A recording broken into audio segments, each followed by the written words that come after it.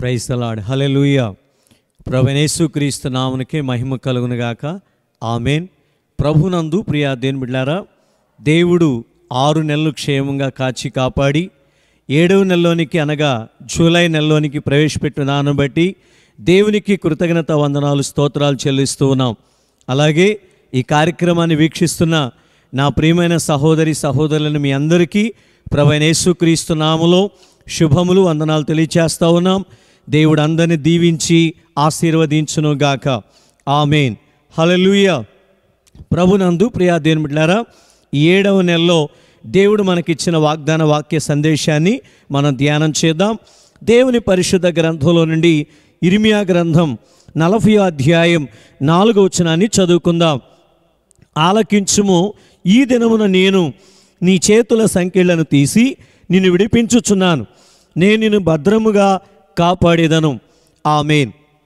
ప్రభునందు ప్రియా దేవుని బిడ్డలారా, బైబిల్ గ్రంథంలో ప్రవక్తల గ్రంథాలు కొన్ని మనకు కనబడతా ఉన్నాయి. పెద్ద ప్రవక్తల గ్రంథాలు 5 పుస్తకాలు కనబడతా ఉన్నాయి. చిన్న ప్రవక్తల గ్రంథాలు 12 పుస్తకాలు కనబడతా ఉన్నాయి. గ్రంథాలు అయితే మొత్తం 17 పుస్తకాలు ఉన్నాయి, కానీ వ్రాసింది 16 మంది. అలాగే పెద్ద ప్రవక్తలు 4 ఉన్నారు: యెషయా, ఇర్మియా, యెహెజ్కేలు, దానియేలు. అయితే ఈ 4లో మరి ఇర్మియా ప్రవక్త రాసినటువంటి ఇర్మియా గ్రంథంలో నుండి ఈరోజు ఈ వాక్యాన్ని మనం చదువుకున్నాం. అలనాడు బబులోను దేశానికి రాజుగా ఉన్న నెబుకద్నెజర్ రాజు, ఆయన బబులోను దేశాన్ని పరిపాలిస్తూ ఉండగా యెరూషలేము మీదకి దండెత్తి మరి అనేక మంది ఇశ్రాయేలులను యూదులను తన దేశానికి బానిసలుగా తీసుకొని వచ్చి చెరసాలలో బందీగృహంలో బంధించినట్లుగా మనం చూస్తూ ఉన్నాం. వారిలో ఇర్మియాను కూడా బంధించాడు.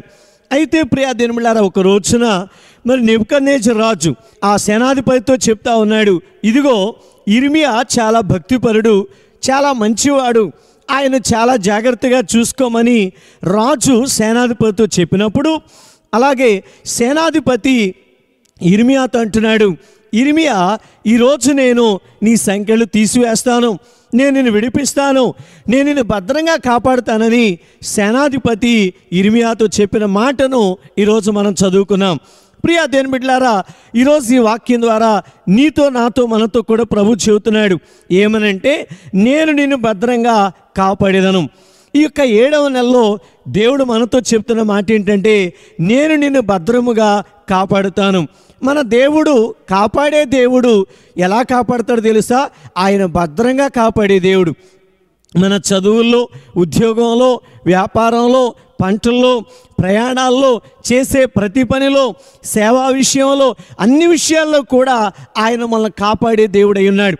ఆరోగ్య విషయంలో కూడా ఆయన కాపాడే దేవుడై ఉన్నాడు. చూడండి, ఒక భక్తుడు ఇలా సెలవిస్తూ ఉన్నాడు. ఒక తోటమాలి ఒక తోటను వేశాడు. ఆ తోటలో చాలా మరి ఫలవృక్షాలు ఉన్నాయి. అలాగే అనేక రకరకాల చెట్లు కలిగినటువంటి ఒక పెద్ద తోటను ఏర్పాటు చేశాడు. ఆ తోటమాలి తోట చుట్టూ కంచి వేశాడు. ఆ తోటలో ఉన్న చెట్లన్నింటికి నీళ్లు పోస్తున్నాడు. అలాగే ఆ చెట్లకు చక్కగా ఎరువు వేస్తూ ఎంతో జాగ్రత్తగా కాపాడుతున్నాడు. ఏ శత్రువు రాకుండా, ఆ చెట్లను పాడు చేయకుండా తోటమాలి ఆ యొక్క తోటను కాపాడుచున్నట్లుగా ఈరోజు ప్రియా దేవుని బిడ్డలారా, దేవుని సంఘములో ఉన్నటువంటి నిన్ను నన్ను మనను కూడా మన చుట్టూ దేవుడు కంచి వేస్తూ ఉన్నాడు. అన్ని విషయాల్లో కూడా ఆయన మనందరినీ కూడా కాపాడుచున్నటువంటి దేవుడు. దేవుని యొక్క వాక్యంలో మనం చూద్దాం. ఇర్మియాను కాపాడినటువంటి దేవుడు ఈరోజు నీ జీవితంలో, నా జీవితంలో మళ్ళందరినీ కూడా ఆయన కాపాడాలంటే, ఈరోజు ఈ కార్యక్రమాన్ని వీక్షిస్తున్నటువంటి ప్రియ సహోదరి సహోదరుడా, నువ్వు ఏ పరిస్థితుల్లో ఉన్నా, ఏ ఇబ్బందిలో ఉన్నా, ఏ కష్టంలో ఉన్నా, ఏ అప్పుల్లో ఉన్నా, ఏ బాధలో ఉన్నా, ఏ సమస్యలో ఉన్నా, దేవుడు నిన్ను కూడా కాపాడాలంటే దేవుని యొక్క వాక్యం ఏం చెప్తుందో మనం ఒకసారి దేవుని వాక్యాన్ని చూద్దాం. దేవుని పరిశుద్ధ గ్రంథంలో నుండి 97వ కీర్తన 10వ వచనాన్ని చదువుకుందాం. యెహోవాను ప్రేమించువారులారా, ఆయనను సేవించుడి, ఆయన తన భక్తుల ప్రాణమును కాపాడుచున్నాడు. ఈరోజు దేవుడు నిన్ను నన్ను మనను కాపాడాలంటే మనం ఏం చేయాలి? మొదటి మాట, ఆయన తన భక్తుల ప్రాణమును కాపాడుచున్నాడు. దేవుడు ఎవరిని కాపాడుతాడా అంటే తన భక్తుల ప్రాణాన్ని కాపాడే దేవుడు. భక్తులంటే ఎవరు? ఈ లోకంలో అనేక రకరకాల భక్తులు ఉన్నారు, భక్తి చేసేవారు ఉన్నారు, రకరకాల వాటిని సేవించేవారు, పూజించేవారు, ఆరాధించేవారు ఉన్నారు. అయితే ప్రియ దేవులారా, అసలు భక్తి అంటే ఏంటంటే యాకోబు పత్రిక 1:27 అంటాడు, పవిత్రమును నిష్కలంకమునైన భక్తి ఏదనగా ఇదిగో విధవరాండ్రను అనాథులను వారి ఇబ్బందుల్లో పరామర్శించుటయు ఇహలోక మాలిన్యము తనకు అంటకుండా తన్ను తాను కాపాడుకునుటయే నిజమైన భక్తి. కనుక బట్టలు మార్చితే భక్తి కాదు, ఏదో చేస్తే భక్తి కాదు. కానీ దేవుని వాక్యం చెప్తుంది, ఈ లోక మాలిన్యం, మురికి, పాపము, వ్యసనాలు ఏది కూడా నీకు అంటకుండా నువ్వు జాగ్రత్తగా పవిత్రంగా నీవు కాపాడుకున్నట్టయే వారు నిజమైన భక్తులు అని దేవుని వాక్యం సెలవిస్తూ ఉంది. కనుక మనం కూడా దేవునికి ఇష్టలుగా ఉండాలి, జాగ్రత్తగా ఉండాలి, ప్రవర్తన కాపాడుకోవాలి, మన జీవితాన్ని సరి చేసుకోవాలి. ఈ లోక సంబంధమైన ఆశలు, కోరికలు విడిచిపెట్టి యథార్థంగా మనం జీవించినప్పుడు దేవుడు మనల్ని ఖచ్చితంగా కాపాడే దేవుడు. ఎగ్జాంపుల్ మనం చూస్తే యోబు భక్తుడండి. యోబు ఎలాంటి వాడు? యథార్థవంతుడు, న్యాయవంతుడు, దేవుని యందు భయభక్తులు కలవాడు, చెడుతనాన్ని విసర్జించేవాడు. అపవాది ఒక రోజున పరలోకంలో జరిగే ఆ యొక్క మీటింగ్కి వెళ్ళింది. యేసు ప్రభు మరి ఆ యొక్క దేవదూతతో అనగా అపవాదితో మాట్లాడుతున్నాడు. అపవాది ఎక్కడి నుంచి వచ్చావంటే భూమి మీద అటు ఇటు తిరుగుతూ వచ్చానంది. అయితే ప్రియమైనటువంటి దేవుని బిడ్డలారా, మరి దేవుడు అడుగుచున్నాడు, ఇదిగో పలానా భక్తుడి గురించి తెలుసా అంటే నాకు తెలుసు అంటుంది. దేవుడు సాక్ష్యం ఇస్తున్నాడు, నా భక్తుడు చాలా మంచివాడు, యథార్థవంతుడు, న్యాయవంతుడు, భక్తి గలవాడని దేవుడు సాక్ష్యం ఇస్తుంటే సాతాను అంటున్నాడు కదా, ఇదిగో ఊరకే భక్తి గలవాడుగా ఉన్నాడా, అతని చుట్టూ కంచి వేశావు, అతను దీవిస్తున్నావు కనుక అతడు ఎంతో భక్తిగా నిన్ను స్తుతిస్తున్నాడని చెప్పాడు. ఆ టైంలో అంటున్నాడు కదా, ఇదిగో నువ్వు అతని చుట్టూ ఉన్న కంచి తీసివేస్తే అతన్ని ఎదుటే నిన్ను దూషించేటట్లు చేస్తానని సాతాను దేవునితో మాట్లాడుచున్నాడు. అలాగే దేవుడు అవకాశం ఇచ్చినప్పుడు సాతాను వెళ్ళాడు. ఆ యొక్క యోబు గారి కుమార్తెలు చనిపోయారు. అతనికి ఉన్న మందల ఆస్తి అంతా కూడా మరి నశింపచేశాడు. ఆ టైంలో యోబు మాత్రం దేవుని దూషించలేదు, దేవుని స్తుతించాడు, తన భక్తిని ఎంతగానో కాపాడుకున్నాడు. మరలా రెండోసారి వెళ్ళాడు, దేవుని దగ్గర పర్మిషన్ తీసుకున్నాడు. దేవుడు అంటున్నాడు కదా, అతని ప్రాణం మీద తప్ప అంతటి మీద అధికారం ఇస్తున్నాను వెళ్ళని చెప్పాడు. అయితే సాతాను వెళ్ళి తన యొక్క శరీరం అంతా కూడా భయంకరంగా కురుపులు, రక్తము సీము కారుతా ఉంది, దుర్వాసన, తన శరీరమే తనకు అసహ్యం కలిగేలా అపవాది ఎంతో శోధించాడు. అయినా కూడా యోబు మాత్రం తన భక్తిని కాపాడుకున్నాడు, దేవుని స్తుతిస్తున్నాడు. చూడండి ప్రియ దేవుని బిడ్డలారా, ఎన్నో ఇబ్బందులు, ఎన్నో కష్టాలు, ఎన్నో సమస్యలు అన్నీ ఎదుర్కొని నిలబడ్డాడు, భక్తిని కాపాడుకున్నాడు. కనుక దేవుని యొక్క వాక్యంలో మనం చూస్తాం. యోబు గ్రంథం 42:12 యోబు జీవితంలో ఏదైతే పోగొట్టుకున్నాడో రెండంతలుగా మరలా దేవుడిచ్చి అతని ప్రాణాన్ని కాపాడాడు, అతని బిడ్డలనిచ్చాడు, అతని మందలనిచ్చాడు, కావలసినవన్నీ కూడా రెట్టింపుగా ఇచ్చి దేవుడు యోబుని ఎంతో కాపాడాడు, ఆశీర్వదించాడు. దేవునికి స్తోత్రం కలుగునగాక. హల్లెలూయా. ప్రభునందు ప్రియ దేవుని బిడ్డలారా, ఈరోజు నీ జీవితంలో కూడా కష్టం వచ్చిందనో, బాధ వచ్చిందనో, అప్పులు పాలయ్యావనో, రోగం వచ్చిందనో, సమస్యలు ఉన్నావనో, నువ్వు అనుకుని జరగలేదనో, దేవుని దగ్గరకు వచ్చినా మరి ఏ మేలు పొందుకోలేదనో దేవుని విడిచిపెడుతున్నావా? నీ భక్తిని విడిచిపెడుతున్నావా? నీ విశ్వాసాన్ని విడిచిపెడుతున్నావా? దేవుని భక్తి చేయకుండా నీ ఇష్టానుసారంగా జీవిస్తున్నావా?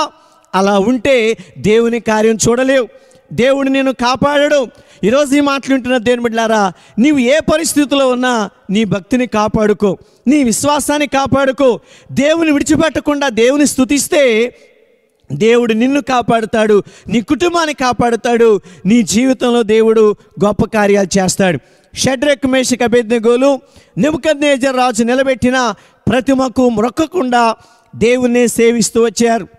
దేవుని యందు భయభక్తులు కలిగి ఉన్నారు. రాజు కోపం వచ్చింది, అగ్నిగుండంలో పడేపించాడు. అయినా కూడా వారికి ఏ హాని కలగకుండా దేవుడు వారి ప్రాణాలు ఎంతగానో కాపాడినట్లు దేవుని వాక్యంలో మనం చూస్తూ ఉన్నాం. ఇశ్రాయేలు జీవితాల్లో ఐగుప్తు నుంచి కానాను దేశానికి వారు బయలుదేరి వెళ్తూ ఉన్నారు. వారి ప్రయాణాల్లో ప్రియా దేవుని బిడ్డలారా 40 సంవత్సరాలు దేవుడు వారిని ఎంతగానో కాపాడినట్లు వాక్యంలో మనం చూస్తూ ఉన్నాం. వారి జీవితంలో 40 సంవత్సరాలు ఏది తక్కువ కాకుండా పోషించాడు. వారి వస్త్రాలు పాతికిలలేదు, వారి కాలుకు వాపు రాలేదు, ఏ బలహీనత రాకుండా, ఏ పరిస్థితిలో కూడా వారికి ఏ విధమైనటువంటి సమస్యలు లేకుండా, కొరతలు లేకుండా ఇశ్రాయేలు ప్రజలను దేవుడు కాపాడాడు. ఈరోజు ఈ మాటలు వింటున్న దేవుని బిడ్డలారా, నిన్ను కాపాడుతాడు, నీ బిడ్డలను కాపాడుతాడు, నీవు చేసే ప్రతి పనులు కాపాడే దేవుడు కనుక నీవు నేను మనం కూడా దేవుని యందు భక్తి కలిగి, యథార్థత కలిగి, విశ్వాసము కలిగి దేవుని సేవిస్తే దేవుడు మనల్ని కూడా కాపాడే దేవుడై ఉన్నాడు. రెండవదిగా మనం చూసినట్లయితే దేవుని యొక్క వాక్యములో 145వ కీర్తన 20వ వచనాన్ని చదువుకుందాం. యెహోవా తన్ను ప్రేమించు వారందరినీ కాపాడుచున్నాడు. దేవుడు ఎవరిని కాపాడుతాడంటే ప్రేమించేవారిని, దేవుని ప్రేమించేవారిని దేవుడు కాపాడుతాడండి. ఈనాడు చాలామంది భార్యను ప్రేమించేవారు, భర్తను ప్రేమించేవారు, బిడ్డలను ప్రేమించేవారు, లేకపోతే డబ్బును ప్రేమించేవారు, బంగారాన్ని ప్రేమించేవారు, లేకపోతే గృహాన్ని ప్రేమించేవారు, వాహనాలను ప్రేమించేవారు, ఈ లోకంలో అనేకమైన వాటిని ప్రేమిస్తున్నారు. వాక్యం ఉంటుంది కదా, దేవుని ప్రేమిస్తే దేవుడు కాపాడుతాడు. దేవుని ప్రేమించడం అంటే ఏంటి? దేవుని ఆజ్ఞలను గైకొనుటయే దేవుని ప్రేమించుట. ఎవరైతే ప్రతిరోజు వాక్యం చదువుతారో, ప్రార్థన చేస్తారో, పరిచర్య చేస్తారో, దేవుని వాక్యాన్ని సువార్తను ప్రకటిస్తారో వారు దేవుని ప్రేమించినట్లు. ఇదిగో ఈ పనులన్నీ చేయకుండా నేను దేవుని ప్రేమిస్తున్నానంటే అది కుదరదు. కనుక ప్రియా దేవుని బిడ్డలారా, నీవు ప్రతిరోజు వాక్యం చదవాలి, ప్రతిరోజు ప్రార్థన చేయాలి, ప్రతిరోజు ఆయన సువార్తను ప్రకటించాలి, ప్రతిరోజు దేవుని పని చేయాలి. అప్పుడే నీవు దేవుని ప్రేమించినట్టు. ఆయన ప్రేమించిన వారిని ఖచ్చితంగా ఆయన కాపాడే దేవుడు. ఒకరోజు యేసు ప్రభు సీమోను పేతురు దగ్గరికి వెళ్ళి అడుగుతున్నాడు, ఓ సీమోను పేతురు, నీవు నన్ను అందరికంటే అన్నిటికంటే ఎక్కువగా ప్రేమిస్తున్నావా అన్నాడు. ప్రేమిస్తున్నానయ్యా అని చెప్పాడు. మరలా రెండోసారి అడుగుతున్నాడు, ప్రేమిస్తున్నావా అంటే ప్రేమిస్తున్నానన్నాడు. మరలా మూడోసారి అడుగుతున్నాడు, ఇదిగో పేతురు, నీవు నన్ను ప్రేమిస్తున్నావంటే నేను ప్రేమిస్తున్నానయ్యా అన్నాడు. చూడండి, 3 సార్లు కూడా పేతురు చెప్పిన మాట నేను ప్రేమిస్తున్నాను, ప్రేమిస్తున్నాను, ప్రేమిస్తున్నానని. ఏమాత్రం సందేహించలా, ఏమాత్రం అతనిలో మార్పు లేదు. నేను నిన్నే ప్రేమిస్తున్నానని ఒప్పుకున్నాడు గనకనే, దేవుని ప్రేమించాడు గనకనే దేవుడు ఆయన గొర్రెలను మేపే భాగ్యాన్ని ఇచ్చాడు. తన యొక్క గొర్రెలను కాచేటువంటి ఆ బాధ్యతను, ఆ పనిని సీమోను పేతురుకి అప్పగించినట్లు వాక్యంలో చూస్తూ ఉన్నాం. నిజమే ప్రియా దేవుని బిడ్డలారా, నీవు నేను మనం కూడా దేవుని ప్రేమించేవారిగా ఉందాం.